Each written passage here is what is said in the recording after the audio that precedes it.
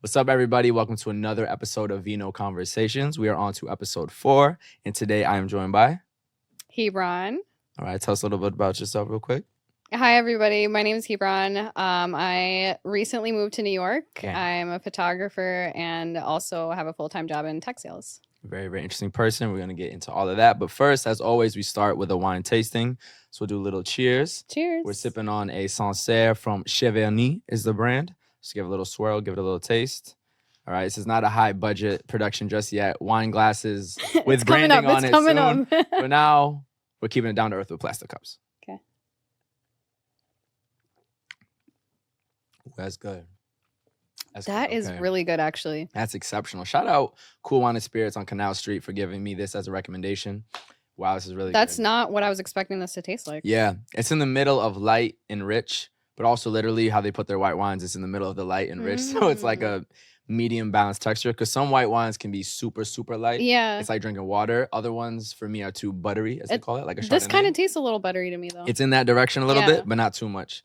Getting a little citrus to it, little green apple vibes. Yeah. Not literally green apple, but that's kind of how I describe it. I see that, though. It's not like overly, some of them can be like kind of like herbal and like spicy. I'm getting more of like the citrus to it with a little bit of texture, but also not. It's like very drinkable, but it's not water like. Wow, you're like I'm like, don't try my best. Yo, I'm really not that good though. I'm like the wine snobs don't fuck with me. It tastes great. The wine, that's all that matters to me. See, that's all that matters. What you taste is what you taste. Yeah. So what do you taste?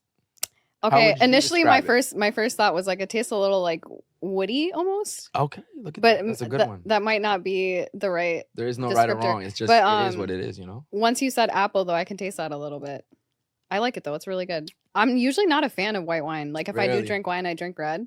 Yeah. So this is nice. I might. Do you let your reds like open up, as they say? Because that's the thing. I didn't want to bring a red because I thought it wouldn't have enough time to like get aerated. Because it can be trapped with I don't know if it's the sulfites or whatever, but it needs time to kind of like you have to let it sit with the cork off. Exactly. Yeah. So you can let it sit with the cork off. I've already learned so much. You know what I'm saying? You can do cork off for like an hour or two, or in the glass for like 30 minutes. I didn't know that. Because if you straight sip it, it's probably going to be a little more, I don't know about bitter is the word, but there's like an intensity to it because it hasn't aired out yet. Versus white, you can get straight to the point. So I thought, might be a little bit better. That is really good to know. I never knew that. I would literally just open it, pour it, and drink it. I just learned about centrifugation, like maybe like I don't even know what that is. Is that It's like when you're supposed. My friend Bari, shout out Bari if you're watching this. She's the one that told me about it. She went to like a chain restaurant and the server was telling her when you're like trying wine for the first time, it's called centrifugation, where it's like you're supposed to go like this. Oh, I thought it was just called aerating or air. Well, maybe that's just like the scientific way of saying it. Fuck, what's it called? I'm gonna lose my mind. Decanting wines is a whole nother process. I don't really know I don't understand the full thing because you gotta like put it in this jar and then it like drips out of this little nozzle, but it's supposed to do what I just said of leaving it for an hour, but like in an instant little contraption. That's very cool. That filters some shit out. Yeah. That's dope. I like it though. The more you know. Cheers. No, cheers. This is really good. Definitely gonna be getting more of this Cheverny. Yeah, I'm gonna have to get a bottle of this for sure. And the Duolingo got me pronouncing that pretty well, I would say. Like I don't sound that makes sense. I was like, I would not have pronounced that the way you just did. Cheverny. Cheverny. Yeah. For sure. But now getting into you, thank you for joining me. Really, really appreciate it. Of course, absolutely. So you're a photographer, both for fun and in a professional manner. But let's take it all the way back. Talk about where you're from, your background, all those sort of things, and the first time you picked up a camera and kind of how that led to where you are now. Yeah. So I feel like one of those things where it's just like it's always been a part of your life, but you haven't really given it that much attention. And it's not until you get older and like really actually dive into whatever it is you're interested in that you realize, oh, like I actually really enjoy this. So my first memory ever of picking up a camera and actually shooting was when I was 10. Okay. My mom actually put me in the summer camp. It was, if you have African parents, you'll understand this story. The options were photography, dance, science, and math. Okay. For the camp. Obviously, you know which two my parents wanted me to do. Yeah, math sense for sure. And I begged to be in the photography camp, and my mom let me do it, obviously. How old? I was 10. 10, okay. Gotcha.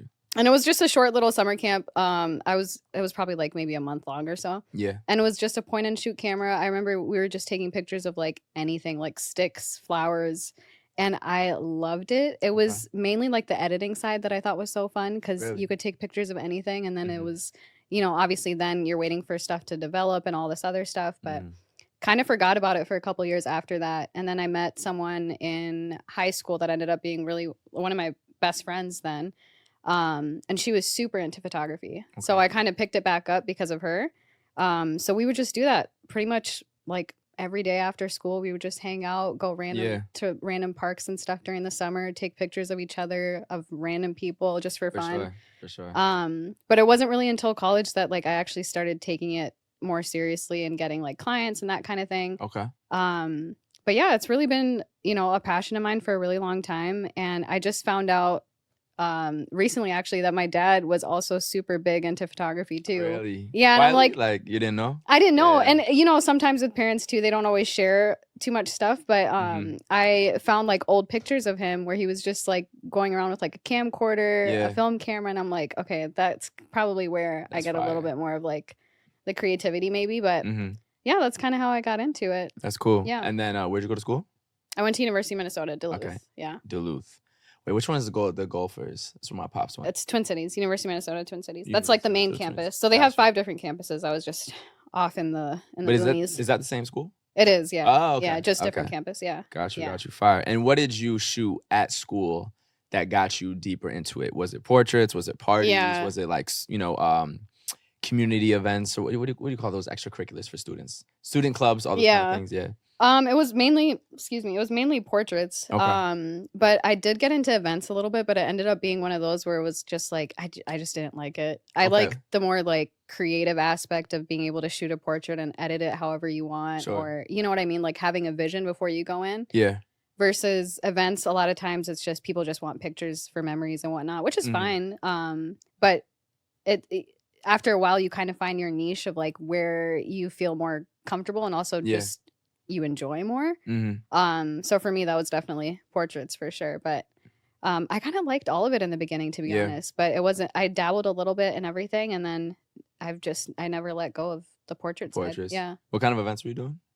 I was doing like graduations, birthdays, that kind of thing. I never got into weddings. I feel like it's way too much pressure.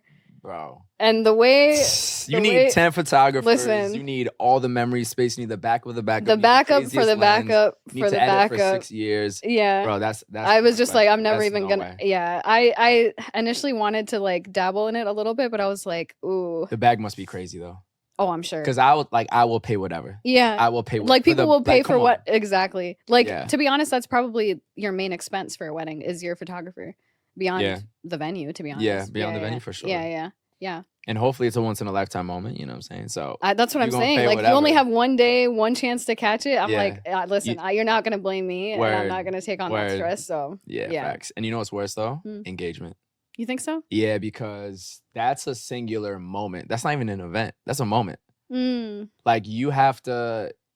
Like the window of the shot that you have to catch for the instant reaction of who's getting proposed to is like you cannot miss it. Yeah, to get the authentic reaction for sure. Yeah, but I kind of disagree with you because why? For an engagement, you can kind of just like set it back up even after the fact. But a wedding? Yeah, like there's just so many more moments in a wedding. This is true. Like you got to catch, boom, the little speech, whatever. Show the ring thing, the knee, but then the first, cry. When that's like, fair. You got to hit those because after that, it's just like, and then maybe there's dancing, friends, whatever, but maybe not even. It might just be now we going home, we're gonna get ready, then go to the engagement party later. That moment, it's so short. It's so short. Yeah, that's true. I mean, obviously the wedding is bigger than the engagement because you call off an engagement, whatever. But like the window of time is a lot shorter for sure. What if your shit's I know. Stalls out, jams. That's when you fucked. Or you forget your lens cap on it. Bro, oh my gosh. So many Yo, acting master prize again? Like, okay. Bro, it's crazy. Yeah. High pressure stuff. How'd you get into photography? How did I get into photography? Probably started with iPhones. Okay. Just taking mad photos of shit. And then 2017, I studied abroad. Went to Madrid. Shout out Spain. We in the Euro finals. It was a great way to connect with my heritage. I'm half Spanish for those who don't know. And studying abroad, and especially being in Spain and in Madrid, Yeah. which is the city I wanted to be in. My favorite club is there. It was way like reconnect with my culture, all that kind of stuff. Yeah. I just took mad photos. I'm sure it's an insane place to take pictures. Oh, it's unbelievable. Yeah. Even with like an iPhone 7 might have been back then in 2017, just mad photos. I was only 20 at the time, so I was on Snapchat all the time. Yep. Photos, videos, stuff. Oh yes, all that dumb shit. Yep. So just capturing content in that way. And then starting Wavy Footy, so the soccer brand all about, growing the Black culture within soccer in the U.S. Yep. One of the ways we did that was through actually Photographer Friday, which we made as like a series on the page highlighting photographers in the space. Because photographers we had never seen really get the love that they need. And often they're almost never tagged by professional sports teams. So we wanted to give photographers the love they need. And then that started off with like some lower level people that eventually now are the higher level people. Yep. And then more and more. So I'm seeing all this inspiration in sports photography. And just through that and through kind of curating that page with my boy Josh, shout out Josh, was also seeing all the film that'd be shot. So, sometimes you'd have a behind the scenes person with a film camera in the locker room of like a big national team. Yeah. And things of that nature. Or some of these photographers would also shoot film. And film to me, every time I saw it, it just always felt more like a moment. It is. Like it's like a singular point. And it, for whatever, well, you have there's a lot more stress. emotion behind it. There's just more emotion. More I feel emotion. like It's more nostalgic. it's more nostalgic instantly. I feel like for parties, and I do a lot of parties, it gives more FOMO. Yep. The lighting, you know what I mean? Like the lighting, it definitely does.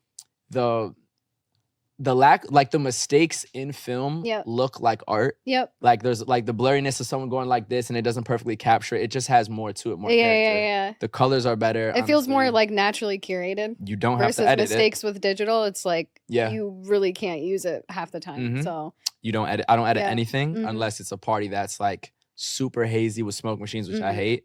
Shout out Lightroom Mobile, D-Haze button. That's it.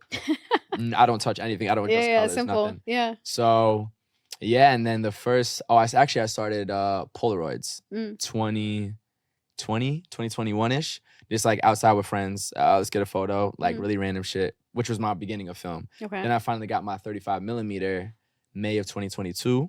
Shout out my boy Kendrick, brought it to his birthday to get my first roll. And I also went to a Philly Sixers playoff game. Okay. And that first roll, when it came back, when I saw the quality level, the difference, I was like, oh, gotta get God. this. Yeah. And the anxiety of not knowing how the photos will turn out until getting developed. That's the best part. It's like the drug of like the high of it. Yeah. And when that came back, it's, oh, this is my shit. Oh, man. And then we had a fashion event with soccer players in Miami. Shout out Raheem for putting that on. Like 2 weeks later. And that was my first, like, I wasn't there to cover the event because I was brand new to photography. Right. But it's taking all those photos of the show. Just for fun. We were in the club literally with the Canadian national team. And the way those photos came out, I was like, it was a moment, but also just looked like a moment. Yeah. Just like, in my first weekend in Miami was just it was just an insane weekend. It was just crazy. Yeah. Being around, like it was just wild. And to be able to capture on film and the quality of the photos and the way like the lights hit at night with the grain, it was just too perfect. It was too perfect. And I can bring it anywhere. It's so I was literally portable. In the biggest clubs in Miami with a film. That's literally my biggest complaint with a digital camera, especially the one that I have. It's like, it's huge. It weighs at least like 6-7 pounds. For sure. So I used to bring it with me all the time when I would travel, thinking that I'm going to take it with and like take pictures and whatnot, but it's just not realistic. Like you can't fit it easily anywhere. So now I'm actually, I'm on the market for a camera that I can just like carry with me anywhere. I don't know if I want to do film for that or like just a small digital, but I feel like photography is just like, you need it, man. Yeah. You need it for sure. 100%. It's like the best way to like immortalize memories. For sure. I mean, what do you have besides photos at the end Exactly. of the day? Yeah. You know what I mean? It's very digital now, but back in the day it was photo books. It's how you document history. Yep. I mean, some of the most, that's how people believe history. Yeah. Like, what was it? Standing in front of the tank in Tiananmen Square in China. Like that is a moment in that country's history, in war history. It's always gonna be photos. Yeah. It makes it real. Yeah. More than art, more than anything, I would say. So 100%. Yeah, power of it for sure. What was I just about to say also about? Oh, and then from there, I also started shooting just because we host a lot of events, watch parties, tournaments, whatever, kind of shooting that. And then a lot of just outside with friends for fun. Yeah. So I realized this is good enough because I would be our recap photographer for like, oh, we had this event, blah, blah, blah. I'm like, I can really do this for a proper, not a proper event because our events are proper, an event that's not associated with me with anyway, yourself, solely being a photographer. Yep. So shout out Tylin from LA. She was on this reality TV show called, Sweet Life? No. It's a Issa Rae show that was on HBO Max. They got to bring it back. But she came to New York to throw a party, and I knew she was from LA. Might not know people in New York. I was like, yo, do y'all need a film photographer? Right. And that was the first party I ever did. Oh, at that's Pavilion. amazing. And then it just came out. You really just have to shoot your shot. Yeah. And then one of the hosts there, he throws other functions. Shout out Off the Grid, who I've done a few parties for now. Hit them up. Yo, do y'all need a photographer? Like, you just got to shoot your shot. Yeah. And I was at the point where I was confident enough. I believed in it. Being able to deliver you solely photos. Yep. Not hosting, not curating, not promoting for soccer shit, just like separately just the photos. Yep. And then from there, now go to the it's party. So nice too to just focus on one area instead of trying to do, obviously you do a lot of different things, but especially when it comes to photos, like you kind of do have to focus in on one particular either type of photography or if you're doing events, a specific type of event photography, because otherwise it's so hard, I feel like, to get clients, because there's not really a ton of branding behind it. Yeah. I feel like that's kind of the journey that I'm on right now, is just trying to figure out what I want that to look like for me moving forward. Yeah. Which is why it took a little bit of a break coming here from just like client-based work, just trying to figure out okay, what does my style actually look like when I'm not doing shoots for people and it's just me. You know what I mean? So that's kind of like what I want to use these next couple months or whatever next year to try to really hone in on, okay, what does my brand actually look like? Do you have an answer or an idea where you want to potentially try to take it, or try to even just test out? Yeah, I mean, I have areas definitely that I want to play around with, for sure. What's it called? Why am I blanking right now? Like street shoots or but it's what's it called? For magazines and stuff. I'm totally forgetting. The mock thing? No. Cover shoots? Digital mag? No, it's like a style. It's not portraits. It's not studio. Why am I blanking on that? Like when they're walking across the street. Editorial. No, that was the word I was looking for. I'm like, why? Because we had a photo from one of our shoots of a guy walking across the street. So this looks very editorial, but I couldn't pin the word. Yeah. So that's kind of more of the direction that I want to go in for sure. But more so curate. I want people to hire me because I curate a certain vibe. Yeah. Not because of a certain. You can click a button for them that they want at certain points. Exactly. Yeah. Cool. But I'm still working on what exactly that looks like for me moving forward. And high fashion, clothing, jewelry, everything, anything. Yeah. But specifically editorial. So you want to kind of tell a story with it too. Exactly. Okay, got you. Yeah. Like digital magazine vibes. Exactly. Okay. Yeah. That's cool. I mean, shit, how's been moving to New York in general? Just adjusting to life, because you moved from Minnesota, right? Where you been your whole life? Yeah, basically. I mean, I was born in Ethiopia and I moved to Minnesota when I was 4. Okay. So I mean, you could pretty much say I was there my whole life. Yeah. Went to college there, everything. I had been wanting to move to New York since probably 2018. I came on a trip here with one of my best friends. It was just me and her. We weren't even 21 yet. Couldn't hit any clubs or anything, but still to this day, funniest trip I've ever had in my life. Really? We were just doing the most random stuff, just walking around in the street, just getting into random things. You know what I mean? Best city in the world for random shit. Yeah. Absolutely. And that was my first experience ever in New York. I think I was probably 19 or 20. Gotcha. And I was like, okay, I have to live here at some point in my life just to see what it's gonna bring, obviously. Wow. But it just didn't pan out timing wise until now. It's been really good, to be honest. I can't complain, but obviously it is a huge adjustment from Minnesota to New York, night and day. Yeah. So it can be overwhelming at times, especially when you're new, just trying to navigate. Okay, there's just so many people. Obviously, you don't have a car here. I've never thought about transportation as much as I have since I've been here. That in itself, I'm like, yo, I'm ready to. You got to learn how to get on the train, though, for real. I know. Yeah, you have to. I know. But someone was telling me there's a 6-month grace period. When you 6? Yeah. When you first move. Get the fuck out of here. Do you know how much money that is? There's no fucking. I know. Especially if you getting around the city for real. I was going to Harlem to Brooklyn. There's no way. There's no. I mean, I've had no reason to go from Harlem to Brooklyn, but yeah, that's no train. Yeah. I also grew up visiting here before I moved, so it was very different. But still, 6 months. I know. It literally hurts me. I haven't looked at any of my bank statements because I just don't want to see it. You make me rich, bro. What? I literally have not really been taking the train since I've been here. I've probably been on it 3 times. I'm not even gonna lie to you. Well, we live near each other, so we'll take the train back. We'll definitely take the train back. But I'm working on it. It can be shiesty. But it's not Okay. even. I'm not even like. I don't even know what it is at this Well, I mean, point. have you I'm been to not- Bowery Station? You haven't. Have you been to J Train Bowery Station? Where is that? It's the underworld, for real. Like, that's like what, a stop from here too? Yeah, it's a stop. It's on the, because It's this is in- on the J line. Canal has a bunch of lines, but one of them is the J. It's Okay, one or two noted. stops from here. Don't. And do there's a lot Canal. of Okay. there's a lot of good stuff around there. You know, Daily Paper. Shout out Daily Paper, host and watch party there on Sunday. Yeah, but that station's wild. Not always, but like if there is a station like on some real shit to avoid, if you're like by yourself at 7 a.m., get into right, some level of transportation or late at night, especially as a woman, Yeah. I would say that's a station. Okay. I feel like regardless of what station, past a certain point in the day, like I just wouldn't take the train. Yeah. But yeah, I definitely got to work on that. What's crazy too though is like it could be a Thursday on the L from like you don't be on the train, so you don't know what this means. But like, you know I mean, kind of though. I kind of do. But okay, you know, 14th Street. No. Okay, Manhattan. There's a 14th Street. Okay.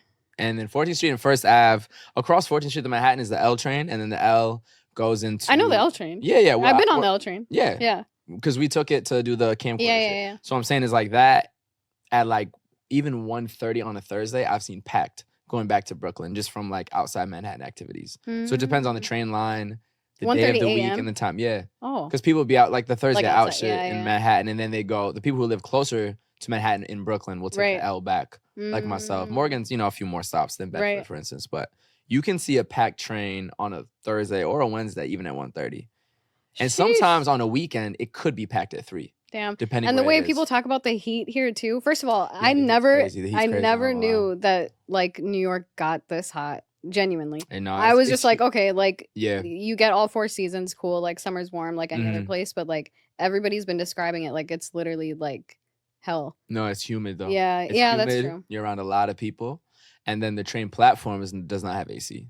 Right. So if you have a longer wait or even a few second wait, that's a nightmare. and you just walked from super hot outside around mad people, it's just like, where does the sweat go? It's just a lot. It's you just know? a lot going on. But then hopefully you have an AC on the train itself, but sometimes you don't, and now you just sweaty for real. So reapply your deodorant, reapply your perfume, your cologne. You got to carry that to go. Always. I always have. What? Always in my over the shoulder bag. There's no way. That's crazy. But how have you enjoyed, I guess, the cultural aspects of New York and just I love it. how different it is to live in Brooklyn than Minnesota? I've always loved the cultural aspect. I mean, that's one of the reasons why I wanted to move here. That on top of just like the amount of opportunities there are just to meet so many different people. I mean, I was barely here a week when I was meeting people from like literally all over the world. I went to this this lunch event with like 12 people that were travelers, and I was like, okay, like I'm new here, let me just try to meet that app you were talking about. Yeah, it's called Time Left. I've only done it once, but I mean, it was a good experience, and it was people literally from all over the world, like Belgium, France, Spain. Shout out Spain. And it's rare to find an experience like that, I think, in really any other city except New York, in the States at least. Yeah, for sure. To find like such a big melting pot of like experiences, cultures, people, backgrounds. So oftentimes I find that people come here on a mission, and I kind of did too. Like you come here with some sort of like end goal, you know what I mean? You come here with like a dream or like something you want to accomplish for the most part. Yeah. And I like that because I needed a little like fire under me to like, you know, really pursue some of the things that I had, goals that I had. So yeah, I feel like it's the best place to be for that, for sure. It's the best place for everything, I would say. Has any of it been overwhelming or like too much? All of it. Yeah. It's a lot. It's a lot. I mean, I feel like I've only been here realistically. You be traveling too. Yeah. I've only been here, like the longest span I've been here is probably like 3 weeks. Yeah. And I've only been here for about 4 months now. So yeah, that's not that much time. Yeah. But I feel like there's a lot of pros, but it's one of those places that you need a break from often, in my experience. Okay. Yeah. I just need like a quick little like, okay, let me go back home really quick or whatever. Yeah. Just go somewhere that's a little bit like slower, quieter, more nature, Costa trees. Rica. Costa Rica. That did that for you. That did that for me for sure. Yeah. And then when you come back, it's like, okay, cool. Like now I'm ready to be in like a high energy environment like this again. Yeah. Like the Bauhaus on a Saturday night. Yeah, you put me onto that event for sure. That was a good one. And that was low-key the worst one I've been to, but it was still valid. But that's probably the worst one I've been to. And I don't mean, like, it was still a great party, but that wasn't the best one. Definitely not. Okay. That's like the lower end of how good it gets. And I don't say that about most. That's kind of surprising because Yeah. that I wouldn't consider that bad at all. No, it wasn't. And to be honest, wasn't bad. It wasn't bad. right? Just And for to be what it honest, can I be. don't really like. I dance, but I Yeah. don't dance like usually the whole. I was dancing the whole time. Yo, Mike Nasty's The that next guy, bro. day, I was sore. Like my legs were I'm literally sore. I crying. was like, oh shoot. Mike Nasty's that guy, bro. Yeah, the music was going in and the throwbacks. Yeah. It was good. I Yeah, liked it. But for if sure. that was like on the lower level, I would say I'm so. curious to see like what the. So you know the stage, right? Yeah. They used to let people on it. And then what happened? They got too crazy. It was just so lit. I mean, I don't know why they stopped. I'm sure some people They have a lot of tweaked. expensive equipment on there too. Definitely, but the first one I went to, they allowed like there was no stopping going on the stage. People just got on the stage, and so it was like a house crazy. party in there. It was so Yeah. lit. Yeah, it was. I also feel like that weekend surprisingly was a little bit slower than I You think imagined so? for July In what 4th sense? weekend. Like overall New York nightlife or what? Yeah. Really? Like, I In don't what know. sense? Maybe it was just the places I went to, but like Where'd you go? I went to Sultan. What's up? I went to Lovejoy's. See, I wasn't throwing my event there. See, my event the week before. You know what I'm saying? That I shit know. popping, but- I probably should have went there. But I mean, like, it's not like the events I went to were bad by No, any of means. course. But it was just like when you imagine like a holiday weekend He'll in be New leaving York. too, though. Exactly. Hamptons and I think shit. that's what was happening for sure. Yeah. Yeah. But I was just like, oh, this is like a little bit more chill than I was expecting for Mm-hmm. a holiday weekend. But it was still fun for sure. Got you. Yeah. Got you. So real quick, before we leave the New York topic, favorite thing so far, and then least favorite. About New York? Yeah. So far. And then maybe something you want to do in the future now that you're here more consistently. Favorite thing would definitely be the like the amount of things that you can do, activities, and people. I'd put that like activities / people. Yeah. Least favorite thing. The train. The train, yeah, but like just yeah, and the smells. Smells is crazy. And the trash. Yeah. Yeah.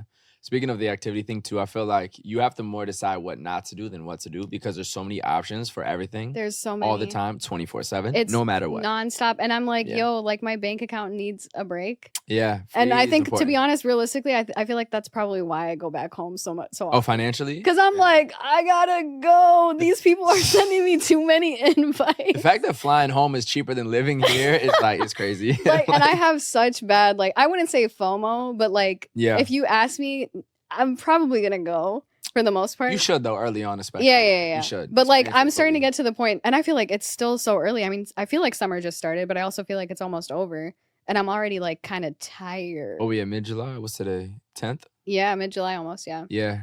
We got a lot to go. Like I'm already kind of like.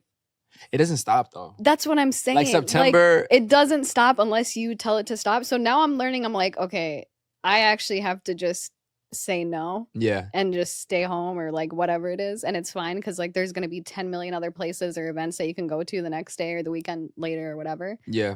But yeah, it's just endless. I feel like September is the summer too though, because last summer through 5-a-side wave footy, we traveled a bunch for soccer shit. We was in Miami, DC, Yeah. Mexico, so I really didn't have like a New York summer Summer. at home type shit until September. Mhm. So my September was very lit, and I feel like that was other people's Augusts. Mm. So just letting you know, at September it doesn't stop because the weather's actually better. I would say. I was just when gonna it's like say, 70 and cool in New York. most of the time when I've what? traveled here, it's been in September. Yeah, that shit is and fire. I like that time of year for sure. A lot Yeah. more. Yeah. Yeah. Actually, one more New York related question. Cool. In terms of talk about how much there's to do, but there's also just so many creative people. Yeah. Meaning, as a photographer, there's a trillion photographers. Mm-hmm. So what has been your thoughts kind of in coming in and kind of making your own presence, just because knowing that there is endless creative people? And how have you emotionally felt with that? Because I sometimes feel that too, because there are a million many. people who can take great photos at your event. Yeah. Not no hate, just like, how do you Like, why break would you through- pick me? You know what I mean? Yeah, So you really have to like, I'm just kind of curious your thoughts on that part.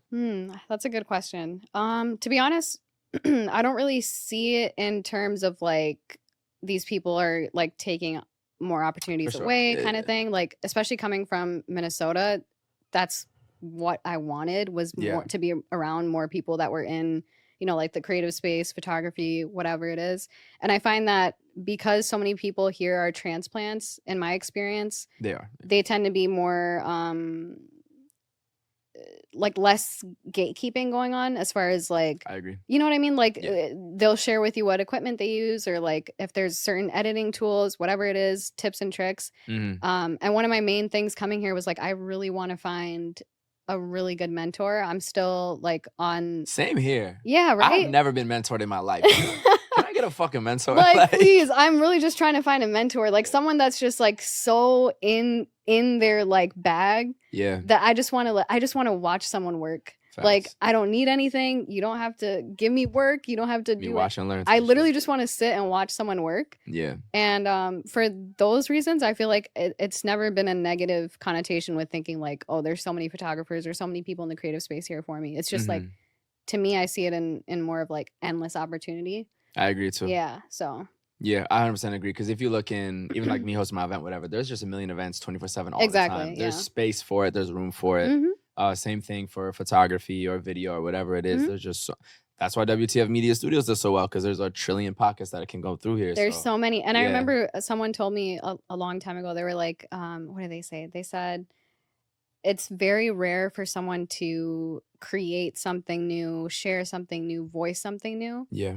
But the fact that it's coming from you specifically is what makes that valuable to your group. You know what I mean? Like, big facts. There's going to be people out there that resonate with just specifically your work, strictly because you're the one making it. Yeah. Not because what you're making is something like so new, so whatever. Yep. It's just the fact that it's coming from you. You know what I mean? So it's good to just step into that instead of thinking about, you know, all these other people are doing X, Y, Z or whatever it is. Yeah. I think that's important too, just to find your niche and actually enjoy it. Because what's all the hustle if you don't enjoy it? What does it mean to get to the end of the finish line to make it if you're not actually having fun with it? Yeah. And I feel like if you're not fully in yourself with it and being yourself and finding that niche of truly like, I love this, I don't give a fuck what y'all think. Yep.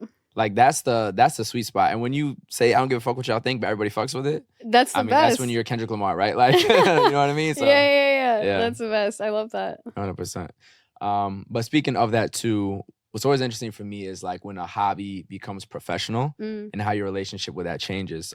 Because for both of us, photography at one point was purely for shits and gigs, for fun with the homies, whatever. And then it got a point where it was like, okay, booking is getting paid, events, portraits, whatever, etc. So what has been your relationship with photography? How's that changed from the hobby into like the professional aspect? I mean, I feel like it's changed a lot and it's always kind of like fluctuating. Currently, I feel like I'm more in the space of feeling like this is a hobby again. Okay. Like it feels fun for me because I'm taking a break. But in the past, maybe it's the type of work that I was doing when I was doing it for work or for income, I didn't enjoy it at all. Because it felt like I wasn't like flexing my creative brain to do it. It was like, well, I'm just doing that to get like X amount of cash or whatever it might be. So to be honest, I'm still trying to find that balance between like something I really, really love doing and probably will be in my life forever. And like, how can I do that full time without it turning into something that I end up hating? Because I would hate for that to happen considering it's such a big part of my life. I'd feel like in a way it'd be losing like a little part of your identity if you feel like, oh, well, I actually don't like this thing anymore, you know? 100%. But I feel like that's why I'm taking this time now to figure out like, what does that space actually look like for me? Because if I find it great, I feel like I would enjoy it forever. But yeah, I'm just kind of like on that path right now to figure out what that even looks like for me. Got you. And as of now, it is not your full-time endeavor. No. So if you want to talk a little bit about tech sales, how you got into that. Yeah. I don't know much about it besides you sell technology based on the name. So yeah. To be honest, I kind of like accidentally fell into it. Yeah. My background is kind of all over the place. So I went to school for healthcare management. Okay. Ended up getting a job in sales. And then I went from sales to finance. Didn't like finance, especially if you have like a creative brain. I feel like finance is like just not the space that you want to be. It's pretty stifling. So I was just like randomly on the market looking, seeing what's out there. I didn't even know the job that I have right now like was a career path. I'm in pre-sales. And my cousin Rahel, shout out Rahel, was the one that actually told me about it. She was like, you know what? I think you'd actually be really good at this like job that I'm doing, blah, blah, blah. And I was like, oh, like, what do you do? She told me all about it. Ended up applying at the same company that she works at. Shout out Rahel again for the referral. Family ties. Yeah. So yeah, I've been doing that I'll be coming up on a year in a couple months here. Okay. And I actually really like it. Really? Mm-hmm. I mean, so I don't know shit about it, so. Yeah, I mean, it's basically, it's sales, it's software sales, but it's not, like, I'm not actually in charge of the selling. So when you're in pre-sales, you basically just demo the product Oh, so to you're the demo client. person. Yeah. Because I've had mad projects with like system implementations, and the Okay. vendor comes in and shows And all this shit. demos So the that's you. I'm that person. Oh, Yeah. shit. Yeah. That is hilarious to me. Because Well, I've never like thought of them as like, oh, that's my homie. Like that's so yeah. So that's what I do. I never thought that I would actually like really like a corporate job. Yeah. I actually really like my job, which is crazy to say for me out loud because I just never thought I'd be that person. Yeah. Nothing's wrong with that, by the way. Yeah, but like, no, shout out. Yeah. I just didn't think I would find that in the corporate world. And I actually genuinely enjoy it. Like it's challenging when it needs to be in a good way. I feel like there's just like lots of room to grow within tech as well. It's lucrative. It's just a good overall space to be. And it's also kind of, it's a good space to be for me specifically because I'm in the creative space. Like there's so many different industries that you can get into within pre-sales. Like if you want to work at like, I don't know, like Adobe or I don't know, something more like an industry that's a little bit more creative. That's an option down the road too. So yeah, that's kind of how I got into that. And I like it. You be traveling too, right? Yeah, a little bit. A lot less now. Okay. Yeah. And that's to go to the client site of a potential buyer. Yeah. To demo the product and everything. Yeah. Okay. Yeah, exactly. Yeah. Got you. Do you have ambitions for photography being full time? I do, but it's funny because I just don't I don't know exactly what that looks like yet. You know what I mean? Which again is why I'm here like trying to figure that out. But ideally, yeah, I would love for that to be full time. I would love to just be in the creative space full time. I would love to be in charge of just my life as far as work is concerned. I don't want fully freelance type shit. Fully freelance, fully any type of like creative work that I love doing. I would love for that to be like my full-time job for sure. Yeah. What about you? Yeah, I mean, 2025. I'm out of my company, you heard? Love that for you. Yeah, full time. So it'll be full time photography, full time film specifically. Yeah. Full time hosting my Vino Vriday events. And then it's more than just the event, obviously, because this is part of Vino Vriday, is this Vino conversation. So building up that brand, all the ways I can monetize it. Obviously, an event is a very direct thing. You sell the tickets, make a profit based on paying the DJs this much, all that kind of stuff. And then all the soccer media things through 5-A-Side and Wavy Footy. Yep. So that's hosting the events, just like sponsored posts, product placement on the podcast, things of that nature, appearances, all those sort of things. So yeah, I mean, we've been monetizing that for a while. I'm now getting pretty consistently booked for photography. Yeah. Vino continues to grow. I've got, some big plans for September for, a proper big Friday night party too. Yeah. So yeah, I mean, Love it's that. like, you got to find the time to take the jump. And it's hard to know when is the right time. When's the right time? But the right time is when you do it. You know what I mean? It's like the right time is when I feel like you should be making some level of money unless you have the crazy savings to go like a year to pay your entire life. Yeah. Once you've monetized in all these different aspects, you see the growth potential, you're confident in yourself, you have enough savings. And then what is enough savings? But you're comfortable with it. Listen, you know what I mean? See, even that in itself might Like, stop a lot of people from doing it at all. Because like, if you told me you have to have enough savings, I'll be like, okay, I'll wait till I have like 5 years worth of savings or something. You know what I mean? Like it'd be something ridiculous like that. But I feel like for me, like I'm the type of person that like I would just have to do it. Like I couldn't wait for like a certain number in my bank account or something because it's going to be scary regardless. And sometimes you need a little bit more of that fire under you to make you work a little extra hard. Yep. Because in a way, a big savings, it's a little bit more security. But at the same time, I don't know that for me personally, I don't know that I would like go after it as hard. Yeah. And what does even big savings mean? Exactly. Is it a year? Is it 6 months? Is it, honestly, if I have 3 months and some savings is all I need. Yeah. So I'm already just like trying to get built past that. Yeah. And I already know I'm monetizing these different ways. It's just making enough per month, obviously, to, and you want to maintain lifestyle and then blow that shit up. Exactly. Rich, obviously. But at one point, you just got to do it. You just got to do it. And we were talking about this the other day too, where it's facts. like realistically, if you think about the amount of time that you're spending at work and you open leave my day up. That's what I'm saying. And you pour all of that time into, all these different things that you're a part of. Like it's gonna take off at some point. You know what I mean? Like I feel like genuinely it's what's the saying? talent doesn't matter if talent doesn't work hard. Something like that. It's like hard work beats talent. yeah. If talent doesn't work hard, exactly. So it's like both, you're lit. Yeah. So you're good, bro. No, I appreciate it. But yeah, I mean, it's definitely scary, and it's like, okay, we're 6 months from the end of the year. Yeah. Really put everything in line for it. You know, use the leave of absence to like give you the 3-month buffer. You don't get paid with leave of absence, but you have the healthcare thing. Get paid up from the PTO. Like really, that's the other thing too. From these corporate jobs, take them for everything they have, yo. Even if they treated you well, whatever. Like the reason as an employee, you are granted these things when you sign your name on the dotted line for when you get the offer letter. Use it. Yeah. Okay. And they'll be quite fine with their $60 billion in revenue every year. They'll be okay. Like, they'll be okay. They will be okay. You got to protect your peace and your health above all else. Like that is probably like the biggest lesson I've ever learned in my life. Yeah. A job, money, all of that stuff will always be there. 100%. But if you don't protect your health, like what good is it if you're not going to be here long enough to actually do the things that you want to do? You know what I mean? Like balance is so important. Yeah. You can work hard all you want, but what is it actually for at the end of the day if you're not leaving some sort of like room for yourself to actually enjoy it, you know? 100%. And that's one thing too, because like started Wave Footy in 2018, which was what's that, 6 years ago, and that was very much at the beginning. It was just Instagram posts and kind of slowly building a community and everything. But like it's been the slow grind, which Metro Boomin, one of the biggest producers in the world, has described. He calls it the slow grind. It's like the very steady progression of increasing. But when you progress at that pace, you're always ready for the next step.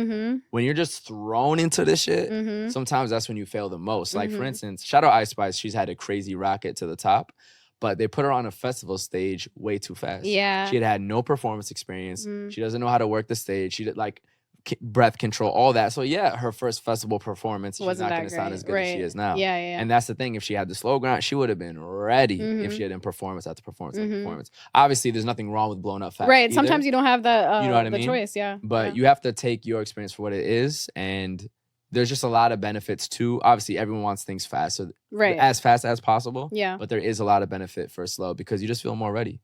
You feel more prepared for it. Same with photography. If you throw me in a big party, we need you for the recap post, and I hadn't done it before. Yeah, it's absolutely the anxiety, insane, bro. Yeah, you know what I mean. So you gotta take your journey for what it is. Yeah, but at the same time, at one point, you just have to do it. You just gotta shout out Nike. Yeah, and don't compare yourself either, because there's always gonna be people who blow up off of like one photo or whatever, but it doesn't discount your work or whatever it is that you're doing. So yeah, no, 100%. Tunnel vision is for very, sure. Very important. Yeah, 100%. What other creative endeavors are you into outside of photography? I know you used to do some podcasting as well. You're back on the mic now. Yeah, I know, which is so crazy.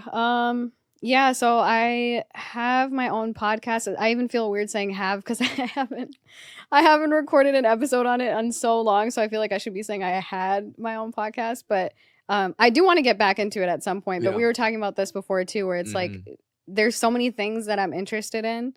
And so many things that I want to be a part of. Obviously, photography, podcasting. There was a point where like I was super into videography and I wanted to like really study and get into that. Yeah. But at some point you have to just, narrow your focus, pick a path, and like really just be good at that thing and potentially move on after that.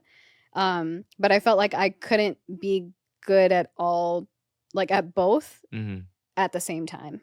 Because it was just a full-time job. And a full-time job. It was just too much of a time commitment. I felt like I was just stressing myself out. And at the same time, it was like I willingly added these things on my plate. It's not like anyone sat there telling me like to tell yourself when you stress with a side hustle. I'm like, why I don't have to do this. Exactly. I don't have to make. Nobody's asking me to sit here and edit and do all this. Oh my God. No one told me to start an event series. Like, you know what I mean? It's like, yo, let me chill. And you'll be so stressed over it too. I'm like, oh my God, I didn't do X. I didn't like release an episode. Put on yourself. Blah, blah. Yeah. I think I probably put out 11 episodes in the span of like a year and a half. Okay. I mean, 11's it's not maybe bad. 2 years. Hey, I mean, cadence is a cadence. I had very special. I had no episodes. Cadence. My cadence was like whenever. It was supposed to be every other week. That did not pan out at all. To be honest, I didn't know all that it took to run a podcast. Let me tell you, what? Until I started one, and then I was like, oh my gosh, like before I started, I was like, cool, like you'll just record the episode, boom, Jokes. Make a couple flyers, jokes, and you're good. Yeah. The episode is the easiest and best part. 100%. Like it is. all the flyers, all the things you have to post. Social clips.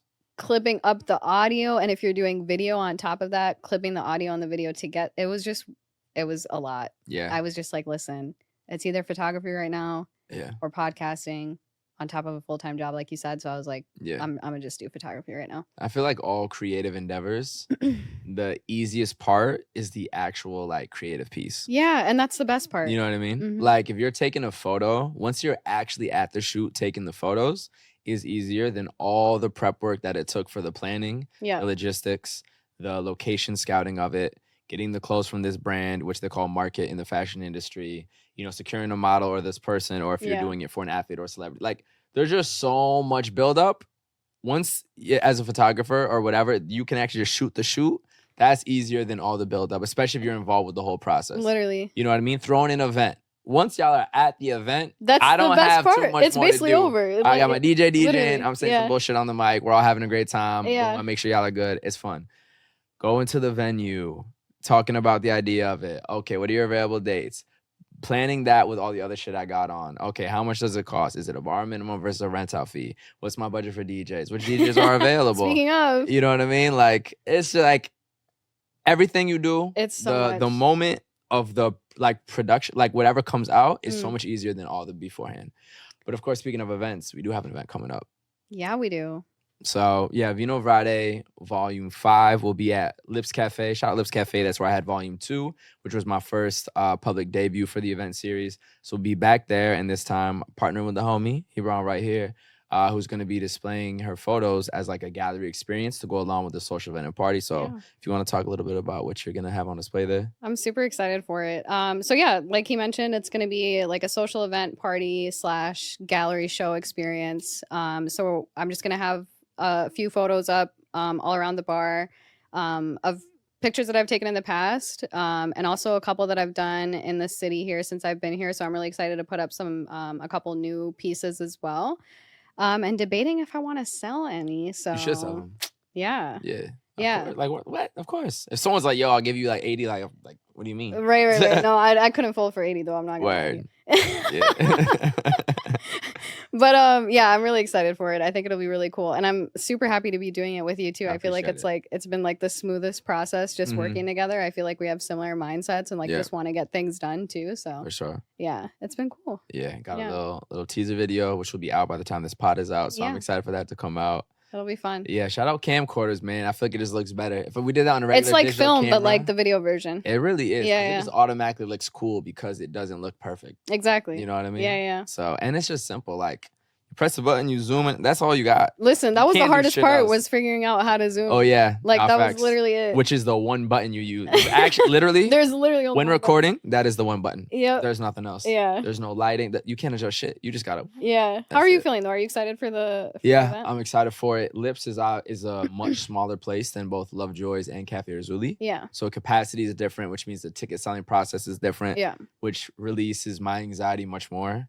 Because you motherfuckers, bro. Oh, right. Okay. Take forever to buy your tickets. Wait, last minute, yeah. You know what I'm saying? I'm like, that procrastination gene is like, no, please just buy the shit. I know you're gonna show up. Just buy it. Just buy it, bro. Because listen, you know already that it's gonna be fun. So just buy the ticket. Just buy the ticket. Because I remember my very first public one was like I said, Lips Cafe. Yeah. In February, and I think.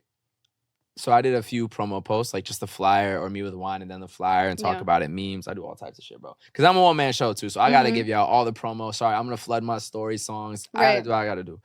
But the Friday beforehand, I might have had like 20 of the 100 spots filled.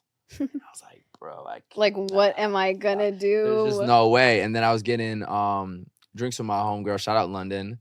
And so I posted like my next promo thing, and then she shared it, sent it to a bajillion people. They finally kind of clicked on it. They started sending it around.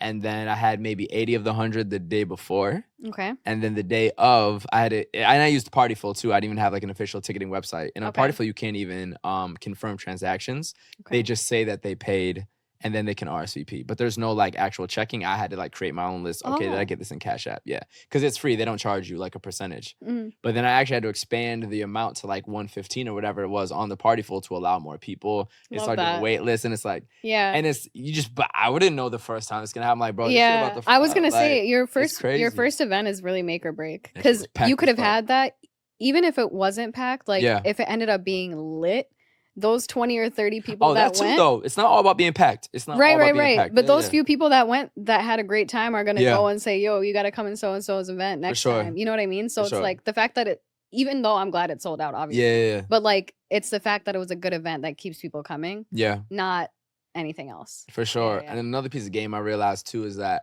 I'm not at a place yet where a free RSVP, but then you pay at the door, means you're coming to my event. No. Because a free RSVP is cute, and my numbers looked crazy for Cafe Razuli, to be honest. I was like, am I about to have 4? There's no way. I knew they all wouldn't show up. Yeah. But then you realize, and I still like, I would say, at least for my event, and that place fits a few hundred, was more or less packed out / was plenty for what I got. Throughout the whole night, maybe I got 200, whatever it was. So great numbers. Everything was great. Everything was great. Y'all hit the number I needed at the bar. All that shit was great.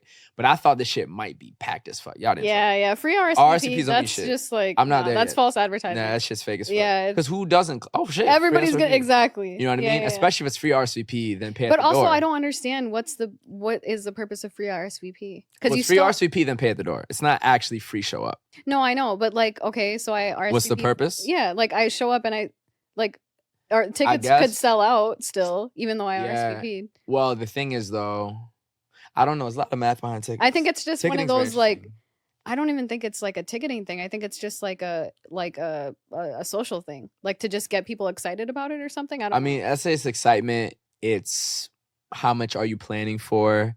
It's the fact that you're kind of committing to the event. And sometimes, so on Posh, for instance, if you free RSVP, I can text anyone who says they're coming to my event, and I can mark it to you and then say $10 at the door. You know what I mean? Like, is that sort of thing too? And it also can get people to pay without paying the ticketing fees of these apps like Dice and Posh as well. It's an interesting math as you go to like bigger venues like a Lot 45, which I'm obviously not familiar with yet. But yeah, it's like, if you don't have it at a certain level, I just feel like that's not a commitment. Compared to when Lovejoy's, I just said ticket, period. Lovejoy's is such a nice location too. It's shout out Lovejoy's. So I had this $15, then $20 after a certain date. But I know if you paid it, first off, you showing up. Or if you don't show up, I got my bread. So you still got your money. Yeah, so free RSVP early on. Nah, I would not recommend. Still was great. Still was amazing. Shout out Cavies, shout out everything. But like, I thought the shit might have been great. Nah, it wasn't that.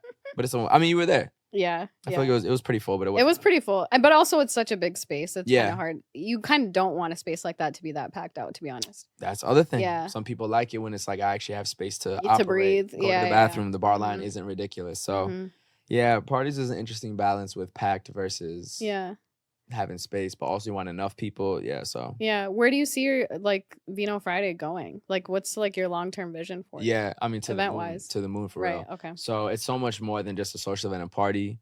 I want to be able to bring that vibe and that branding to anything. So we're talking album release for an artist, clothing release for a streetwear brand, gallery experience with you as a photographer. I'm talking to another photographer in Philly. About to get that done, have it be around the country. So obviously New York is the starting point, but I used to live in Philly. I'm talking to photographers to do something. I know mad people in DC. I know mad people in LA. I know mad people in the Bay Area. I know mad people in London.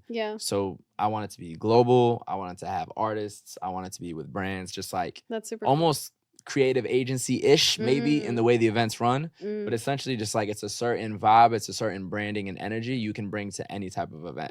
Like a curated brand, not necessarily like a one. It's not just a party at all.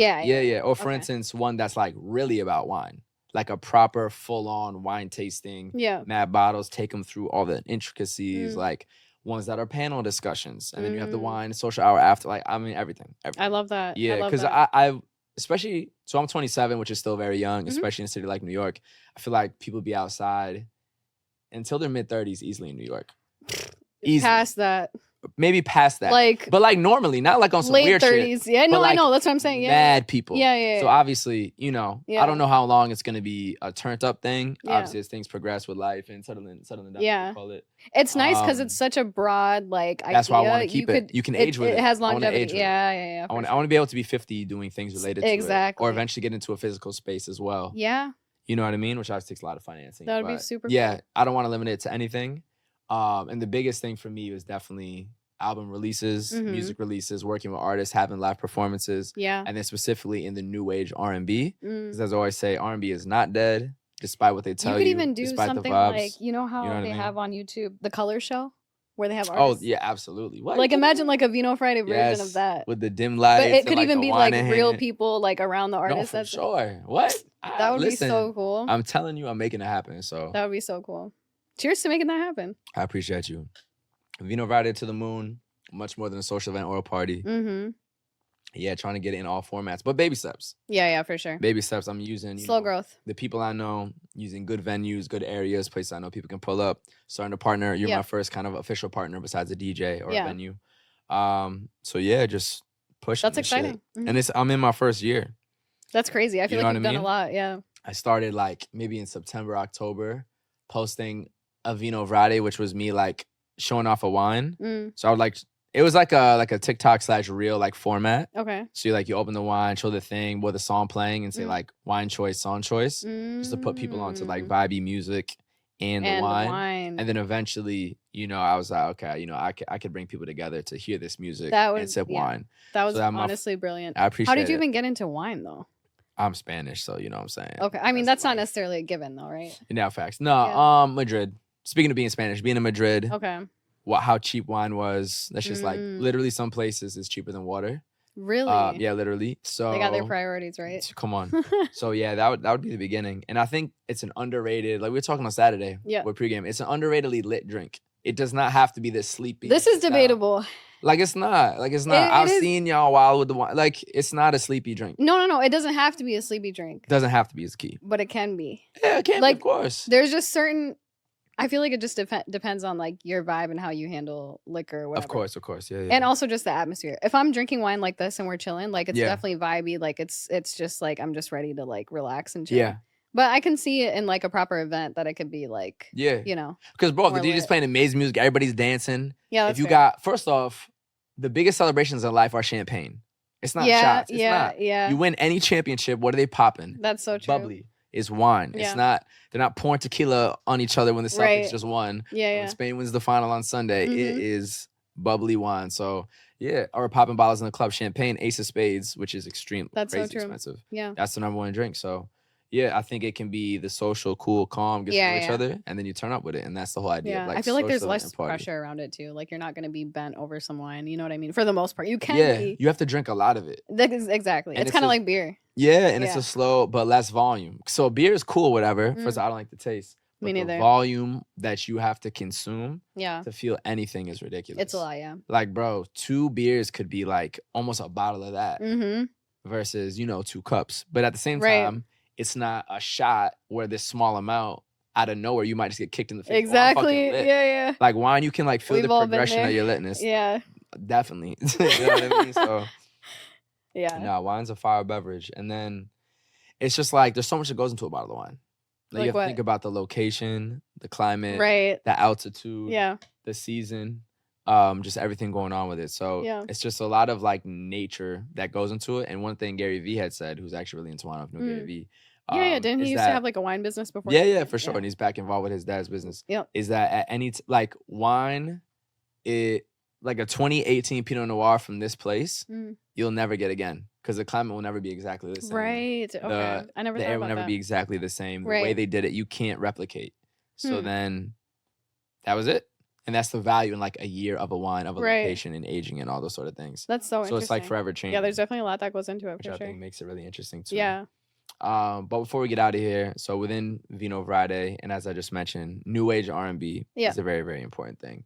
So are there any new age R&B artists that you specifically fuck with? Maybe ones people don't know too well. New age R&B being, I'll say within the last 10, 12 years. Yeah. Just saying after the Ushers and the Keisha Coles and Omarion and all that, you know, 2013 onward, you know, so Janae would consider new age, even though she's an OG in the new age. Summer Walker, Bryson Tiller, but you know. Yeah, I mean, Bryson Tiller, for me, that's like an OG new age. Yeah, for sure, love him. Recently though, definitely Chico Russ, and you know this. Like, I feel like his music. I be putting people on to him. I'm saying, I'm like, his music is so good, and it just takes you back to like early 2000s, like late 90s. Like R&B, but also mixed with like a little bit of like pop. Because it's dancey, R&B. It's dancey, yeah. And I really love his music right now for sure. I would say that's my favorite new age. Yeah. Shout out Chico Russ out of Montreal, Canada. Definitely up there for me. Yeah. Also shout out Raheem. So Raheem just dropped a new project. Let me get the name of this really quickly because I don't want to fuck it up. Raheem, what was the name of your project? Oh, also shout out Lucky Day. He just dropped a new album. Lucky Day is good too. To tune into. I saw him perform as well at Terminal 5. One of the best live R&B performances I've seen. Really? Yeah, facts for sure. I haven't been to a live performance in a while. You gotta go. Yeah, I know. You gotta go for sure. Night Before Service, an EP that just dropped by Raheem. Favorite song off that is I Miss Toronto, Been a While. With Raheem and Isaiah Falls. Y'all might know Isaiah Falls from Florida Baby. That's kind of getting around socials a lot. Okay. But two very good new age R&B artists that I've, you know, really fuck with right now. And Raheem, I actually saw him at Baby's Alright, his first headlining show ever in New York. So that was fire. Did some photography too. Not like booked for it, but it's a small venue. I was right at the front, had my film camera, some of my favorite photos. Yeah, we gotta show love to these new artists now. Yeah, for sure. For sure. We gotta stop with all the throwback. Bro, R&B is not dead. It's not, Come to Vino Vriday to find out, specifically Vol.5, Friday, August 2nd. Yeah. We will be there. Her beautiful photography will be there. But yeah, thanks again. Appreciate you. Thank you. Thanks Cheers. for having me. Absolutely. Peace. Peace.